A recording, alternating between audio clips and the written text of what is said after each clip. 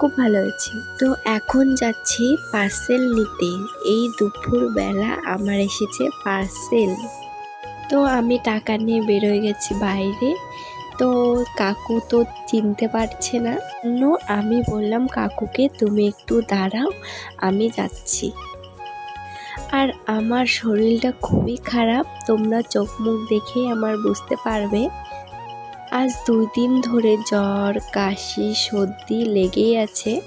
আর কথা বলতে বলতে দেখো চলে এসেছি। ওই যে কাকু দাঁড়িয়ে আছে, আমি দিয়ে দিলাম টাকা। তারপরে এই যে কাকু পার্সেল দিল। তো আমি নিয়ে এখন যাব বাড়িতে। আর পার্সেলটা আমার না, আমার মায়ের, মানে আমার মা আমার ফোন থেকে অর্ডার করেছে। তো মাও বলছে যে কেমন আসবে, না হলে রিটার্ন করে দেব। তো আমি বাড়িতে তো এসে গেছি। তো আমি পার্সেলটা খুলছি আর মা